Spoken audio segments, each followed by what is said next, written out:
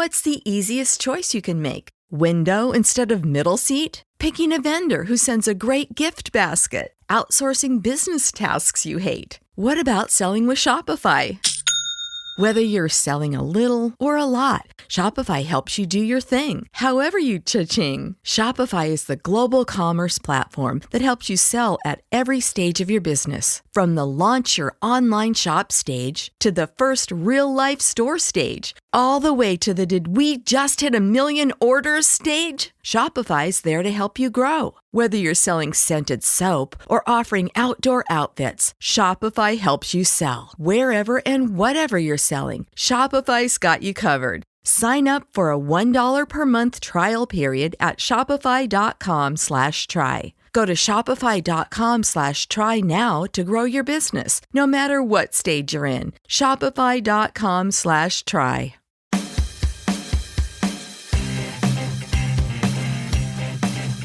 Hey everybody, this is Matthew Soltesiak, and you're listening to Not the Same Old Lions podcast, part of the Minute Media Podcast Network. This season, it's all grit. I speak with a variety of guests and interview key players, gaining more insight on what makes this team go. The Detroit Lions are now in a new grittier era, and we look beyond just the kneecaps when it comes to the analysis. Welcome to another episode. In this episode, we take a look at how this franchise has evolved from their most recent dark period under Matt Patricia and company to where we are today with Sheila, Brad, and Dan. We discuss Jared Goff and Matthew Stafford, along with other aspects of the roster, including the never-ending kicker saga, plus share our optimism for the future. This show went so long that we actually are going to break it down into 2 episodes. So let's get to it, Lions fans. This is Jameer Gibbs, and you're listening to Not the Same Old Lions podcast. It is summertime, folks, so no need to adjust your calendars, but we have an opportunity for a bonus training camp wrap-up episode today, as we have a special guest on today. Joining me is Jeremy Reisman from SB Nation. Jeremy covers the Lions extensively, running Pride of Detroit since 2015, I believe. Right. Jeremy, welcome. Thank you for taking the time to join this show, and please tell the listeners a little bit more about yourself. Yeah, well, thanks for having me, Matthew. Appreciate the opportunity to talk to your fans here. So I grew up a Detroit Lions fan. I was a season ticket holder as a child, going to games with my dad. Writing was never necessarily in the plans for me. Graduated with a psychology degree, but Pride of Detroit has always been about community, and so one of the cool things that Pride of Detroit offered me early on, and still offers to this day, is a place on the website called Fan Posts, where anyone can kind of create their own articles. And that's essentially where I got started, creating fan posts. I had created my on-paper preview, which was just a cool idea of mine that I had. I still actually write that column today. It's the way I preview articles. The guy who was running the site at the time, Sean Ewell, put a heck of a lot of work into that site in its early formative years, really built a strong reputation for the site. And when he saw my fan post, he liked what I was doing. He started to bring me aboard. And then when he stepped down in 2015, he recommended I take over for the job. And so despite no, journalism necessarily degree or formal training in writing, I kind of took a very unconventional route to start running Pride of Detroit. And then we got partial credentials in 2017 because of a lot of the work that Sean did when he was running the site. And then 2018, we became a fully credentialed media for the Detroit Lions, meaning we get to go to the practice, we get to go to the games. We get a lot of opportunities to talk to players and coaches and things of that nature. So since then, it's essentially been a full-time job for me. And, we've expanded the Pride of Detroit offerings to podcasts in the past. We have a YouTube page. We have a premium newsletter where we do kind of some special stuff over there. So it's been a really cool and awesome ride professionally. And, the cool thing to me about Pride of Detroit is because it's so community based, we as the writers don't have to hide away from the fact that we still remain fans of the team. So, a lot of the stuff we write has that passion of a fan, whether it's in the positive or the negative. Luckily, over the past couple of years, it's been much more positive based, but we write with a lot of heart, and I think that's something that makes Pride of Detroit pretty unique these days. That's awesome. I love the work you and your team do over at Pride of Detroit. You guys really get into a lot of details on things. I do miss your podcast, but again, I still love the work you guys do on the website. And I mean this sincerely. Anybody that's listening, check it out. They've got really detailed information. You want to know more about the Lions? It's groups like Pride of Detroit that will really educate you and make you possibly the smartest guy in the room when you're talking to all your friends. I appreciate you saying that. And I miss the podcast too. And I've teased this on a couple other podcasts. Things are moving in a positive direction on that end. And I'm hopeful I'll have good news for you guys in the upcoming weeks, I'll just say. Awesome. Well, fingers are crossed for you on that one. All right. Me Well, too. Jeremy, let's get in here. Let's start by doing a little reflecting. Recent Lions history. Okay. I don't want to dwell too much on the past, but again, to fully appreciate where the Lions are now, you kind of have to unpack where we've come from. Yeah. You covered the team extensively under the Matt Patricia era from 2018 to 2020, but you're also there following them during the Jim Caldwell era. Yeah. And let's start with that a little bit. The Lions had 3 winning seasons in 4 years under Jim Caldwell. Were you surprised that they let him go? Now, they didn't win any playoff games during that time, and some people thought they underachieved during that time. But what was your vibe going into that, and were you surprised by it? I can't say I was necessarily surprised at the time, because I also separate surprise from support. Because at the time I was a little iffy on it. I understood why they made the move, but I wasn't 100% behind it. But this is a results league, right? 4 years is sometimes an eternity in a coaching career. A lot of coaches don't even get that much, and if you can't produce a playoff win, let alone a division win, let alone a home playoff game, any of that, in that final season they go 9-7, kind of blowing a really good chance at winning the division, at making the playoffs. I can understand the disappointment. I can understand the Lions seeing that, they had pulled themselves out of, the crappy 2000s they had pulled themselves out of, what was the worst franchise in football, and became a meddling team, a team that is competitive, but they wanted to take that next step. And I can appreciate that. I think a lot of times, particularly in the 90s, the Lions got criticized a lot for, a lot of people would say, accepting mediocrity. They were a team that constantly made the playoffs, but never made any noise in the playoffs. And so I think that's probably what, ownership had in mind when they let Jim Caldwell go. But at the same time, Jim Caldwell remains to be one of the most well-respected people who have ever walked through the halls of those Lions, the Lions facility. I still talk to employees that are still there today and saying, and they only have really nice things to say about Jim Caldwell. And I think a lot of the things that Dan Campbell is getting credit for in terms of his management skills, I think Jim Caldwell had all of those things as well. I think where maybe he ran into trouble were the people around him that he trusted. A lot of people criticized, some of the coaching staff that he had, and maybe he was a little bit too loyal to some of them to a fault. And so to that end, I think you could argue that maybe, they did underperform under Jim Caldwell.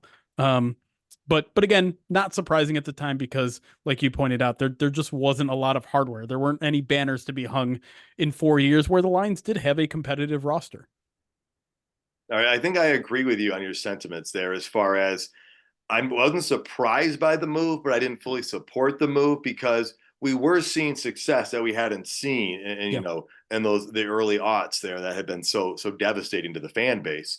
But unfortunately, what that led to was a very bad situation. And now, I'm not looking for any specifics to throw anybody under the bus, but that experience in the building with Quinn and Patricia, that group in charge, what was it like covering the team? What was your experience like? Yeah, it was tense. There's I think that might be the best way to put it. It felt like a lot of people were walking on eggshells. It was hard for me, because that was my first year credentialed, being in there every day. So I didn't have anything to compare it to. I wasn't there in the building for the Jim Caldwell era. All I have is stories and firsthand telling from other people. So as far as I knew at the time, like, that's just how it worked in the NFL room. Like, and I kind of understood it, right? Like, you you look at the NFL and sometimes you think maybe it takes itself a little too seriously. You know, a lot of teams are very secretive, so it wasn't that surprising to me that the coaching staff and the general manager and everyone was just kind of like, we're not going to tell the media anything, and we're going to make sure that the players don't tell you anything. Like, that seemed to be like a legitimate strategy for a lot of teams. And so I just kind of thought that's how it worked. Come to find, like, it doesn't have to be that way. But yeah, it just felt like everyone in the building was told, and I'm not saying this as facts. It's just like the sense, the vibes I got from everyone was like, they were told, don't talk to the media. Don't, like, they are the enemy. Everything has to stay in this building. Nothing leaves the building. And so that makes it a very tough work environment for me personally. And I think amongst players who want to be themselves, who want to be loose and fun, obviously that puts a little bit of additional stress on them. And so the one thing that I think I learned most from the Patricia era and then the transition into where we are with the Campbell era is the importance of culture. That is something that I had always kind of shied away from and thought like, that's a culture is what wins. That's kind of how I thought. Is because you've seen there you know, the authoritarian coaches out there that win football games. They're those guys out there, and they're the guys that are the quote unquote players coaches that win football games. And so to me, I looked at that and I said, culture doesn't matter as long as you win games. People are going to enjoy what they're doing. And while there is obviously some truth to that, I think if you want to give your team the best chance to win, you have to have some level, you have to give everyone in the building some level of autonomy where they don't have to be looking around their shoulders. They don't have to be walking on eggshells. They can be themselves to a certain degree, to a point where that's how they're going to do their job best. Like, if they're constantly worried about, you know, the shadows behind them, they're not going to be at their best performance. And I think that's the sense that I got, particularly looking back now, of what that Patricia era was all about. All right. Well, when Sheila took over, she kept Patricia around initially, but she didn't hesitate to make that change in the middle of that first year. Did you guys get much interaction with Sheila when she first took charge? More so than we had from any of the other Fords, for sure. It's not a ton, but and you know, Pride of Detroit, I think, is still a little bit differentiated from some of the traditional media. So, like, I know some of them got one-on-ones with Sheila, which was not something that was very common. And I know, you know, I would say even the moment in 2022 where she stepped down, the Lions were 1-5 or 1-6 at the time, and said, "Hey, I'm just coming down to reiterate my belief in where we're going and the people in charge." That is something like we never saw under any of the Fords, whether it was Martha or William Clay Ford. There was kind of always a sense that while I never doubted their care for the team, like the importance of winning to any of those people, they always just kind of seemed to do it from a high perch where they were never to be seen. Like, they're there at the top of the franchise. You'll see them in the suites, but never anywhere else. And you can operate that way and be fine. And in a lot of ways, a hands-off approach works, particularly with the media. I think some owners get in trouble when they're a little bit too much in front of the media.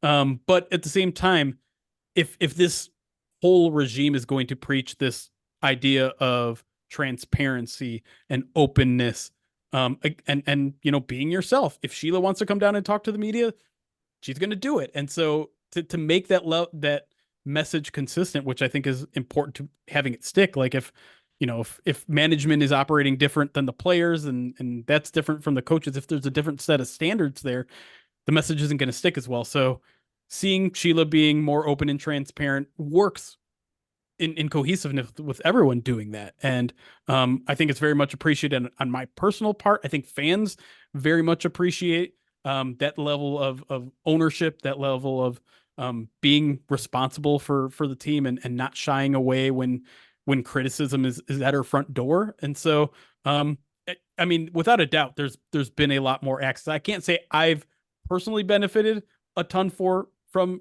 the access, but by proxy of other people having access, I think we all benefit. That makes a lot of sense. And her first big move, other than getting rid of Matt Patricia, was her first hire, which was Chris Spielman, number Yeah. 54. I loved it because he was my favorite player growing up. I was a huge Spielman fan. Actually, that's the first, and I actually thought about the only football jersey I've ever purchased. I still have it, and thanks That's to the awesome. oversized stuff we wore in the 90s, it still fits me today. But I loved it because of the tenacity he brought to the team back then, Yeah. and the humbleness and the hard work attitude he brought. And so that was great to see that he was brought on board, someone who had been around for that success.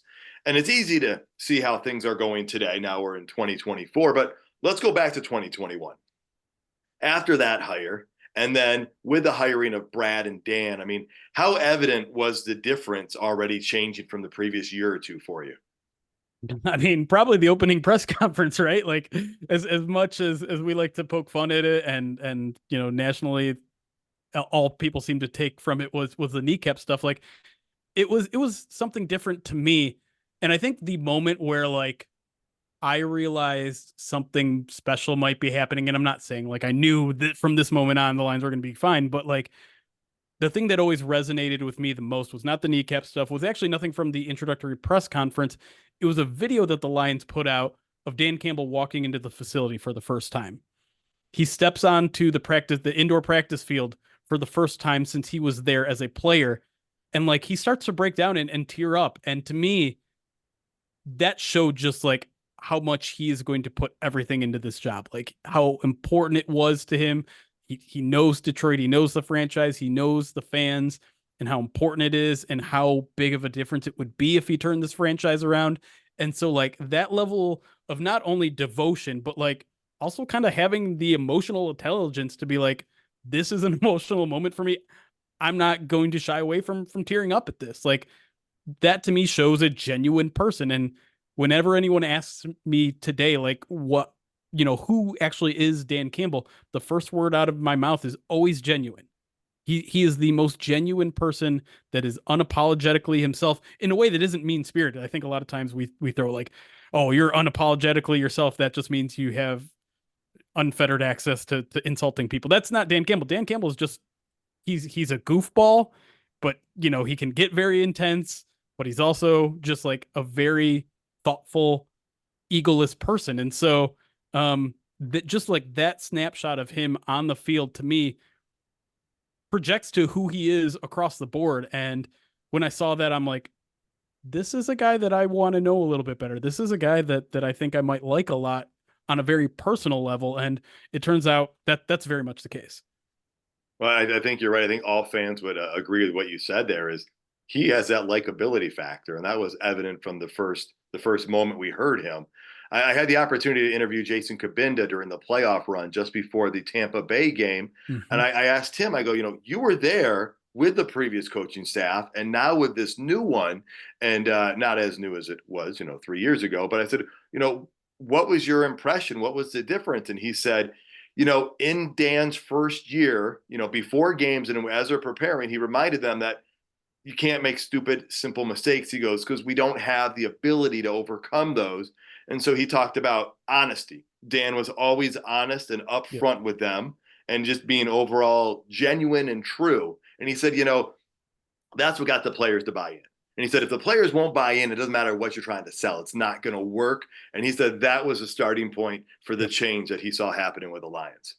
Yeah, no question. And, I'm not trying to throw Matt Patricia under the bus, but I think a lot of people didn't see that genuine attitude from him. I think a lot of people thought the same thing that they say of everyone that comes from the Belichick tree. Like he's just someone wearing a Bill Belichick suit, like trying to be that hard guy that's very standoffish. And I don't know if that's what Matt Patricia is like as a person. In fact, we run into him every now and then at like owners meetings and stuff, and he seems like a genuinely nice guy. And so I think that's part of the problem of why it didn't work, is just like it's this guy that's trying to be something that he's not, which is not at all a problem for Dan Campbell.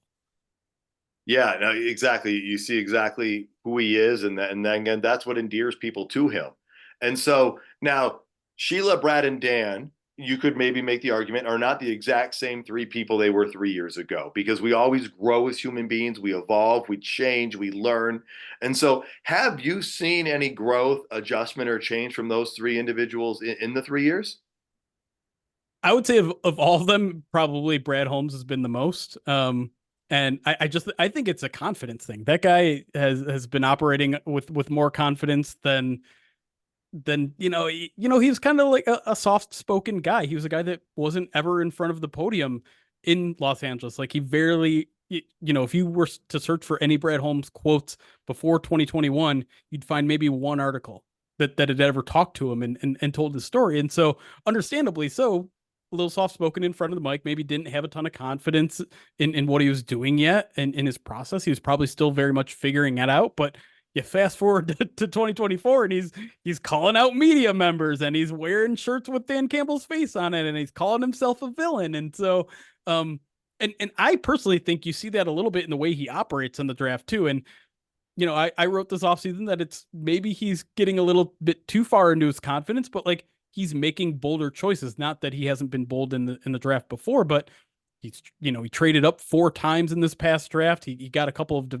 he gets a developmental prospect from Canadian football and Giovanni Manu, whereas last year, he got a couple of other small school prospects like Broderick Martin, where, these are very much boomer bust kind of players that, maybe he wouldn't have tried to do that in 2021 or 2022. And granted, like they have a good enough roster now where maybe you can take a little bit more of those bigger swings. You certainly wouldn't want to start a rebuild with, some big guys that could certainly fizzle out.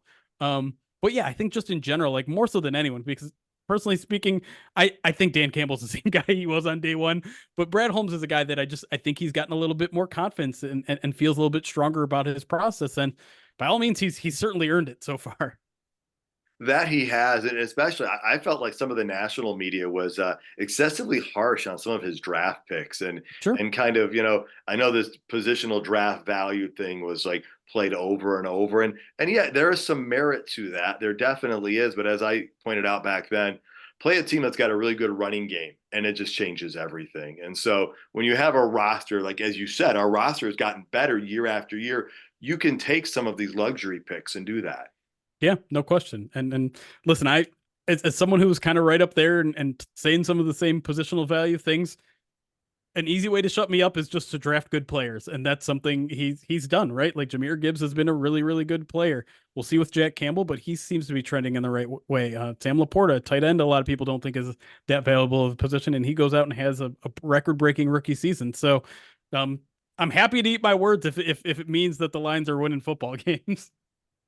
I hear you on that one. And I mean, I almost feel like we've been spoiled those last few drafts. It's like, I almost want to caution people, don't get used to it, because it is a very inexact science, the draft is. And so, but you know what, if it continues, that would be a good thing. Yeah. Definitely don't expect to get 4 starters every year like they did last year. Those days are over. They are, especially with if we're drafting later and we don't have extra draft picks from the previous trade. So exactly. Well, let's move into what kind of brought us into those extra draft picks. Let's talk about who I think are probably the 2 best quarterbacks in the last 50 years of the Detroit Lions, maybe the 2 best since Bobby Lane, which is kind of crazy to say. But if you look through it, I mean, are Jared Goff and Matthew Stafford not the 2 best quarterbacks since that time? I almost think it's inarguable, honestly. Like maybe you could say some nice things about Scott Mitchell. Like they had a really good offense for a couple years there, but I'm not sure how much was necessarily him running the ship, as more so than just having the best running back in NFL history. But yeah, I certainly in the modern, if you were to put any of these old quarterbacks in the modern game specifically, I think Jared Goff and Matthew Stafford would be by far better than anyone else. All right. And so, again, if you're a Lions fan that's been around for a little while, you got it pretty good right now going from Stafford to Goff. But let's start with Stafford a minute here. I was a huge fan of his. What endeared me to him was that Cleveland Browns game. Sure. I mean, that was the moment that it all changed, because, again, the jury's out. I wasn't sure he was going to be the guy we wanted when we drafted him number 1. Yeah. As it turns out, he was significantly better than the guy who went number 1 the following year, Sam Bradford, when everybody thought Bradford was going to be the pro-ready quarterback. And so, but when he came back into the game, he was aware enough of the timeout. He got it done. I mean, that endeared me to him. I was sad to see Stafford go. He was here from 09 to 20. What are your thoughts on Stafford while he was here and when he left? Yeah, I'm right there with you. Stafford, up until probably maybe this past year, he had been my favorite Lions player since Barry Sanders. I I still think back to his first preseason game. He threw this rope down the sidelines in between the safety and the corner in a way that I had never seen that fast of a football thrown on such a straight line and perfect stride. Uh, it almost reminds me of that throw he made in the fake spike game that led them on that last minute drive down the sideline. I can't remember the receiver's name, but just just an absolute rope from the other hash. It was just the physical skill set of Matthew Stafford, I think, will maybe never be matched by another Lions quarterback. I think he was just that talent. I should say is that talent of a just pure passer. And some of the things he continues to do, the no look passes and things like that, are just, they're jaw dropping. They're really, and so, like, on a purely physical spectrum, I do think he's probably a better quarterback than Jared Goff, but he didn't get it done in Detroit, and I think a lot of that, he does deserve a fair amount of blame. Like, he was a little bit reckless with the football, turned the ball over quite a bit. His interception numbers were certainly higher than some of the people that were considered elite during his time in Detroit. Aaron Rodgers is a quarterback that doesn't turn the ball over a lot. Tom Brady is a quarterback that doesn't turn the ball over a lot. Peyton Manning turns it over a little bit, but not as much as Matthew Stafford did. So, that contributed to some of the failures. Now, of course, you see him immediately get a Super Bowl in with the Rams, and so proof is in the pudding. Like, if the Lions had put a better team around him, they would have won a Super Bowl. Like, that is basically fact at this point. Not so much an opinion. So I don't look negatively at his time in Detroit, and I don't think the fact that Jared Goff also quickly turned the franchise around and got this team their first playoff wins in 30 years, I don't think that is a condemnation on what Matthew Stafford accomplished in Detroit. I think, Matthew Stafford probably would have seen a lot of success if he had stayed. And at the same time, I don't blame him for leaving. I really don't. You never know what's on the other side of a regime change. The man was entering the twilight of his career. He wanted an opportunity, and by all means, it was not an easy decision, right? It's something that took him a while to think about. It was very emotional for him. And so, to me, there's no ill will on my side for him requesting a trade. And I think any ill will that maybe people had at this point has probably been eased by the fact that the Lions quickly turned things around and got 2 first-round picks for him and all that sort of stuff. So I mostly look at the Matthew Stafford era as something that was very positive. It was something new. It brought excitement to Detroit for a dozen years. Like I said, they pulled themselves out of irrelevancy and made a couple playoff runs. But it's unfortunate that he has to, raise the Lombardi for another team. Yeah, there's so much around the Stafford thing to dissect. And I agree. I was sad to see him go. His leaving, though, it did make sense. And I got that. I mean, entering the twilight of his career, not knowing how much time it was going to take to get things off the ground, and knowing that it would help us get better that much quicker by getting something for him. I get annoyed on the narrative that the Lions kept him down. Because I look at that I don't think it was 2014 playoffs when he had Calvin Johnson. We had a really good defense in Ndamukong Suh. Unfortunately, our GM put us in a bad situation with Suh, and he was able to walk. But we had a really good team that year. So it's not like Stafford's never had talent to work with. And then with the Rams, he went into a team that was loaded. And then they added Von Miller and Odell Beckham Jr. mid-season. So right. It was a team effort, and Stafford definitely made some plays to win games for them. But again, I think sometimes as quarterbacks do, too much blame, too much credit. I just don't want the Lions to maybe be narrated even much more harshly than they need to be in a situation like that. But yeah, I love Stafford. I appreciated him. Like you said, he was a favorite player of yours since Barry Sanders. But he was gone, and we have this whole new team building up, and we get this guy named Jared Goff. And I remember watching him play with the Rams and thinking, wow, how do these teams just get good quarterbacks? And, one last thing on Stafford is whenever Stafford was in the game, you felt like you had a chance to win that game. Yep. Unfortunately, except when like those few years Sean Hill was there, if Stafford wasn't in the game, you knew you were losing the game. I mean, there was just like no in between. So we get Jared Goff in the trade. Like Stafford, Jared Goff's toughness has a thing that's endeared me to him. Probably more of a mental toughness that we have seen, what he went through as far as being cast off. I mean, I still remember watching those final weeks, months, the final year in Los Angeles and how that all went down because I was following all the teams in the league at the time and not knowing what would come next. But the way he came back and kind of came through, a lot has been made about his turnaround. Now, I'm going to be honest. When he first came here, I didn't really know what to expect. In that first year, I saw some darts. I saw a dart against the Packers. I'm like, wow, that was like on pinpoint accuracy. But then you saw some really bad decisions being made too under pressure. I don't know if it was a fourth down pass that he threw out of bounds or something. Right. And so now a couple things. One, the talent level when he first got here wasn't anywhere near where it is today. And we're going to get into that a little bit more. But first off, what were your expectations when Jared Goff arrived about Jared Goff? They were pretty low, not going to lie. There are not a lot of quarterbacks that are traded away for 2 first-round picks, with 2 first-round picks, I should say, for another quarterback that rise from the ashes and become anything. I don't know if it's really ever happened. Like some people throw out like Drew Brees as an example, but it's kind of a little bit different. It's not like he faded out with the Chargers. It was injury related and all that sort of stuff. So, I mean, if you're looking at that move based on precedent, to get to where we are today is, I mean, just a minuscule probability, right? Like even the most slappy Lions fans have to be kind of amazed at where we are today. And so, listen, this is a team that's hitting a full reset. They're trading away their franchise quarterback. They're getting a bunch of draft picks in return. They're drafting high. The natural inclination is that they're eventually going to draft their future quarterback, right? It's how you reboot a franchise eventually. They didn't necessarily have to do it in year one because they got Jared Goff, who had a couple more years, on his contract. But yeah, everything pointed to this being a bridge quarterback. And I know that's kind of a derogatory term now, but like that's what this looked like. Jared Goff had a couple really good years under a cool new offense and a innovative offensive coordinator, but it didn't, it faded away. It wasn't, maybe it was a little bit of a flash in the pan. It was over. And so the Lions are going to get a starting capable quarterback for a couple of years before they eventually cede way to their starter.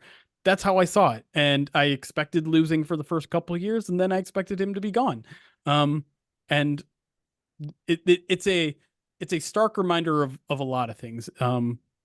It's a stark reminder that let's not call a career at the age of 26, 27. It's a reminder of coaching matters in terms of player development. And it's a reminder that sometimes when a coach says, we believe in this guy and he's not a bridge quarterback, they're not just blowing smoke. They're not just saying this to, support their guys. Some guys actually believe it. And when it's the guy that was kind of paramount in drafting Jared Goff in the first place, maybe you should pay a little bit more attention to that. Yeah, the fact that it was Brad Holmes saying that, and when you kind of look, if you remember back, I think another deal on the table or offer to the Lions was like the Panthers want to give up a first-round pick in Teddy Bridgewater, right? And it's just like, wow, the different directions things could have gone. And you're right, though. Brad Holmes doesn't make that deal for Jared Goff if he doesn't think Jared Goff is going to be the guy to get them where they need to go. Like I said, there were things mixed back and forth, and I'll be honest, it was that first season that Goff won me over. And the moment that it won me over was after he completed that touchdown pass to Amon-Ra St. Brown. And the way he and Dan Campbell embraced, It just showed me that coach and that player were on the same team and they were bought in. And I was like, it was exciting. I mean, I can tell you exactly where I was when that happened. I yelled so loudly. I'm glad I was the only one home because I would have woken everybody else up, although it was an afternoon game. But, I mean, it was amazing. And so that got me. And, I was surprised how we we started off slowly the following year, Yep. and whatnot. That I think it was a 1-6 start. But a lot of people, even last year, early in the season when I was at a Lions game, people still wanted to run Jared Goff out of town a little bit. Definitely Yeah. during the 2022 season, but even last year. And so, you know, how long have you heard people doubting Goff? I mean, now we hear that chant everywhere of Jared Goff that started in the playoff game and has expanded outside of football. You know, tell me a little bit about your eventual buy-in on Goff and what you've heard from other fans, that people that have responded to your articles. Yeah, I would say I'm a late adopter. I'm not gonna lie. When the Lions had that 1-6 start, there was a couple of games in there where he really struggled. I can't help but think a lot of the time of that Patriots game where they got shut out. That was in 2022 and in the midst of that losing streak, and that was a really important game for a lot of Lions fans to just like mentally get over the Matt Patricia era. And so I was pretty frustrated after that game, and a lot of my ire went towards Goff because he made some mental mistakes in that game. And listen, like it's he's a quarterback that I just think needed a little bit of time, needed a little bit of belief, needed a better supporting cast, and so I understood all of that. But at that point in his career, I thought he had enough, and so I'll be honest, I was amongst the crew that was ready to try something new. Not that the Lions had that on the roster at 2022. I knew he was going to finish the season there, but like going in, if they hadn't had that turnaround at the end of the season, like I was ready to start, circling the next draft prospects at quarterback position. So I'm also not going to sit here and pretend like I was 100% bought in when they had that finish to the season. I certainly was more impressed with the way he played. He did a couple things that I was really looking for that I hadn't seen before, like play from behind, because I think a lot of people say, well, Jared Goff is a good quarterback when there's no pressure on him and things like that. Well, when you're playing from behind, everyone in the stadium knows you're going to pass the ball. And so, they're going to bring the heat. And so I needed to make sure that he could be a quarterback that could regularly come from behind. And he did that a couple times in 2022. And then when that started to carry over into 2023, and like you could really see a command of the offense and understanding of an offense, you talk to coaches and they say, like, listen, you might not see the development in the way he's throwing the ball. You might not see the development in the stats or whatever, but the way this guy knows the offense back to front, the way this guy can check at the line, all the work that he does before the snap, that's where he's improved the most. And then you started to see that, right? You started to see some more confidence in the throws that he's making, because I think a lot of the early criticism he got too was like, oh, he's too afraid to throw the deep ball. Doesn't trust anybody. He's just thinking and dunking his way down the field. And while he's still very much more of a short yardage passer than a deep ball passer, like you started to see him be a little bit more aggressive in the middle of the field throws and the intermediate throws. Some of the deep shots to JMO started to connect and things like that. And so to me, it's just like it was working on the mentals with him. And that's something that I think took a lot of rewiring from his Rams days, because Sean McVay very much used him as just a vessel for himself. Like Sean McVay was just out there being quarterback. Jared Goff was just going through his motions. The Lions gave him so much more ownership of the offense and what to do. And while Ben Johnson obviously deserves a ton of credit, he's not the guy that's in his ear for every second that he can be. He's allowing Jared Goff to do what he wants. And that took time. Like a lot of people say the only reason Jared Goff turned it around was because the supporting staff around him got better. There's some truth to that, for sure. You need a good supporting staff. But I think that undersells the mental aspect of the game, the mental progress that he's made over the past 3 years of just being a better pre-snap quarterback.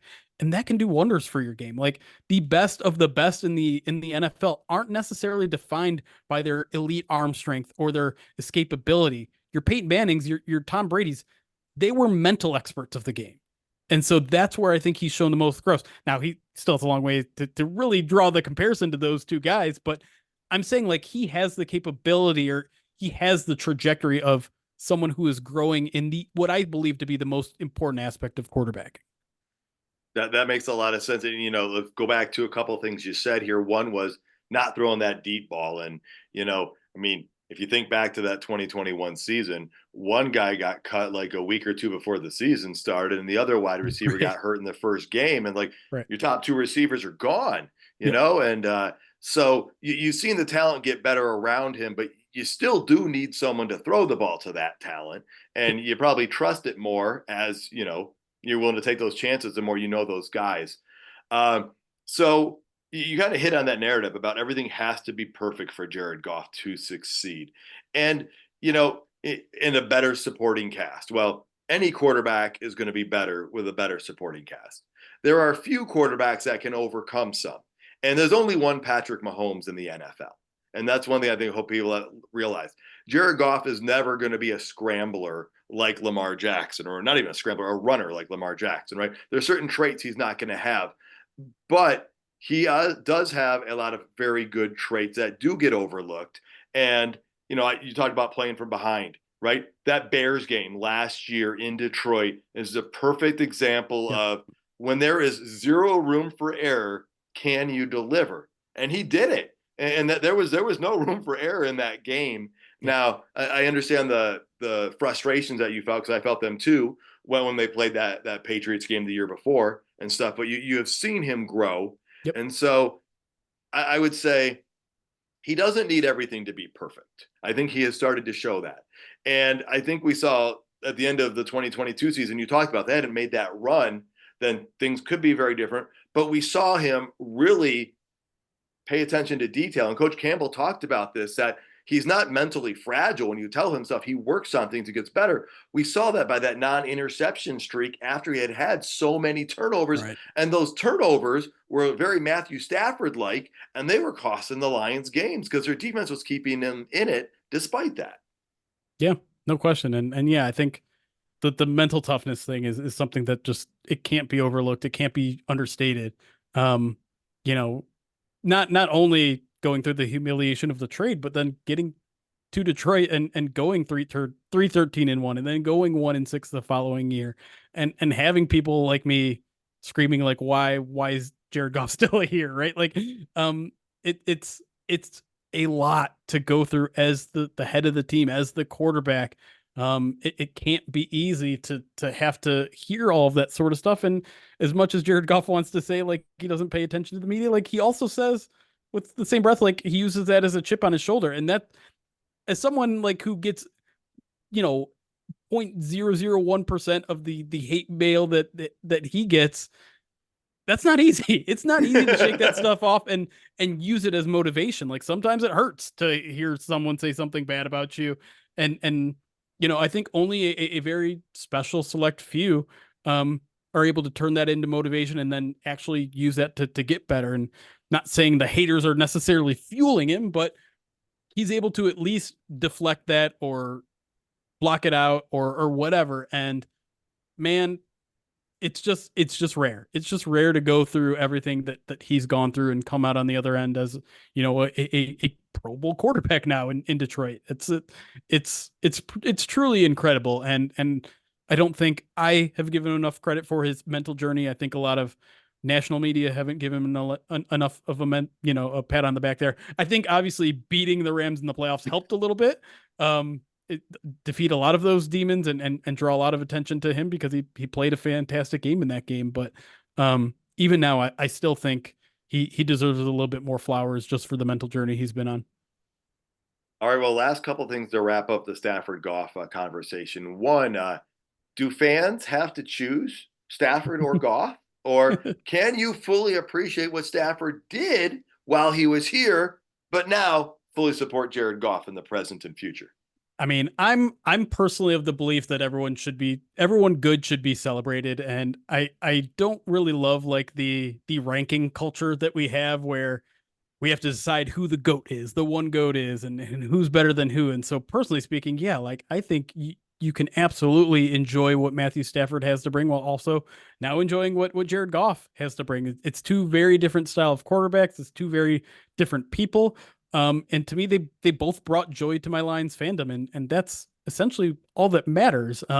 If someone, made being a Lions fan just a little bit more easier, for a franchise that has had a lot of tough times, let's just celebrate that and not care who was better or why Jared Goff, because he won these playoff games, that makes him better, or Stafford has a better passer rating. Like, who cares? It doesn't matter. I think we should just learn to celebrate and enjoy good things a little bit more rather than just jump to ranking them and saying this guy's better than this. Yeah, as someone again who watched in the late '80s, the '90s, the early aughts, like having these two guys at quarterback back to back is kind of a nice thing because again, we had to have Jared Goff and the whole team build and get better. But man, I look around the NFL and like Brad Holmes said, it's a lot easier to get worse at quarterback than it is to get better when you have a guy like Jared Goff. So Yeah. I fully support Goff. Let's talk about the Rams Lions playoff game because that was it was a wild card game. I've been to an NCAA championship with my alma mater in basketball. I've been to the Orange Bowl. I've been to a game 4 of the Stanley Cup, but maybe other than that national championship, this wild card game may have been the greatest or second greatest sporting event I have ever been to because of the history. I remember exactly where I was in the living room with my parents when we beat the Dallas Cowboys in the playoffs, in the early 90s. Yeah. And to be at this game with everything coming back, you were there, I believe, correct? Yep. So what was that moment like for you and what was that experience? And what are some takeaways you had from it?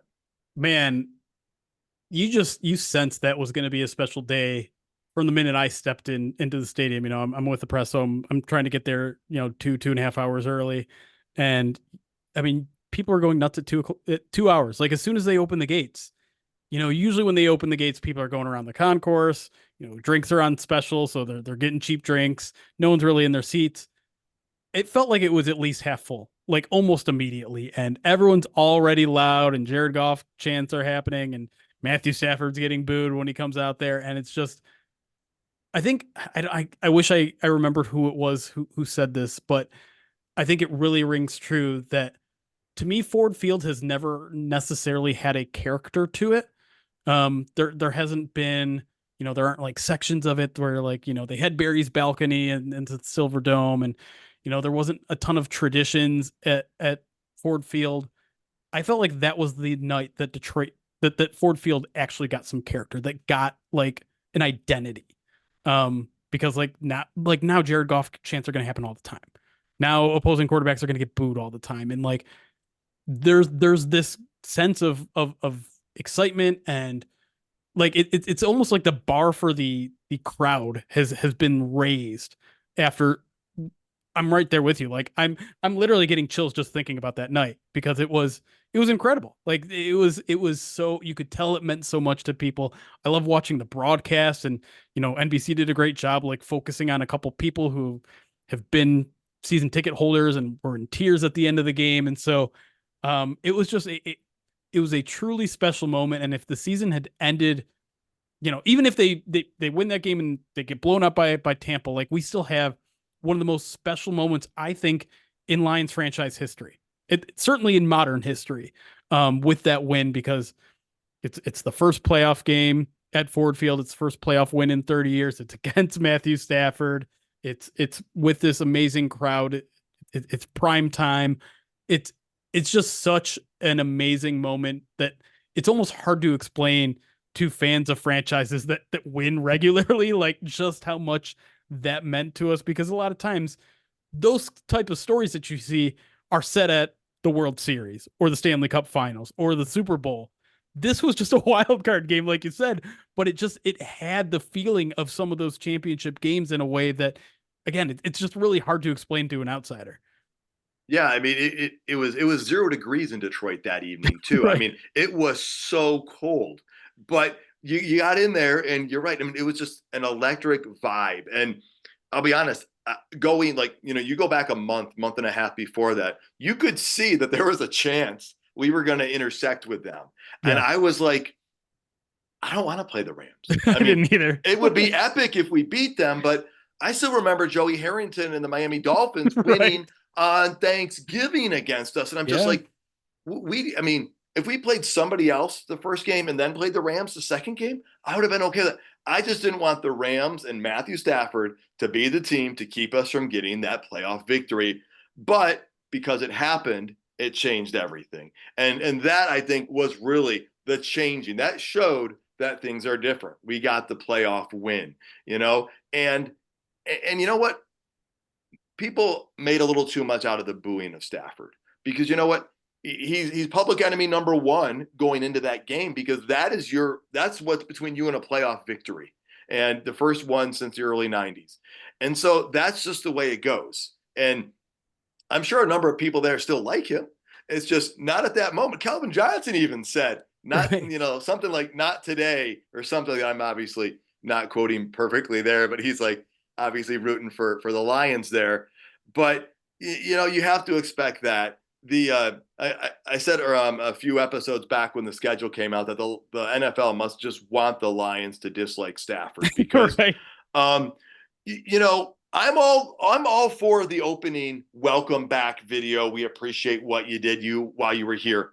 Maybe like in week 5 on a 1 p.m. game. But you're going to Right. open the season on Sunday Night Football. You think we're giving him that video? And if we do, as some of my other guys have said, you're going to hear Jared Goff chants over that whole video, probably. Yeah. Yeah. Someone had asked me what I think is going to happen, and I don't have any inside sources on what is going to happen. But I think if I were the Lions, like, to me the best course of action is not to do a video before the game, because again, this is opening week. Lions fans are going to be going crazy. It's another primetime game. You're probably going to have an environment very similar to the other one. It's like once you get to the third quarter and everything's calmed down, like, sneak one in a commercial break and like have everyone stand up, give an applause, he'll wave in the camera, and that's it. Like, do it that way. That way it's during a commercial break when the play starts back up, we're all excited and rowdy again. But it's, a relatively low downtime where it's not, Lions fans at their most hyped up necessarily. The downside to that is obviously, like, if the Lions are blowing them out or if the Rams are blowing the Lions out, like, it could backfire spectacularly. That is true. So that, again, if it could have been week 5 at a 1 p.m. game, that'd be Yeah. perfect, or whatever. But yeah, so I don't know what they'll do either. The chants, though, I couldn't believe it when they started breaking out, and I was like part of it, of course. And have you heard something like that before? I mean, that also kind of adds to that character building that you're talking about at Ford Field.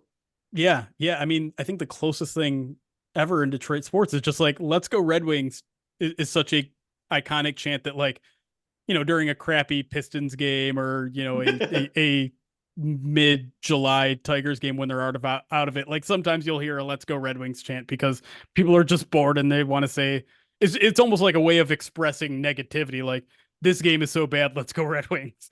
Um, and so that's the closest thing. I don't know if I've ever seen that sort of level of individual support really since Barry Sanders. Barry's chants are obviously pretty iconic too, but we didn't have social media back then, so people weren't recording people doing it in the supermarkets or in the streets or at, Grand Valley State basketball games or whatever they were happening at.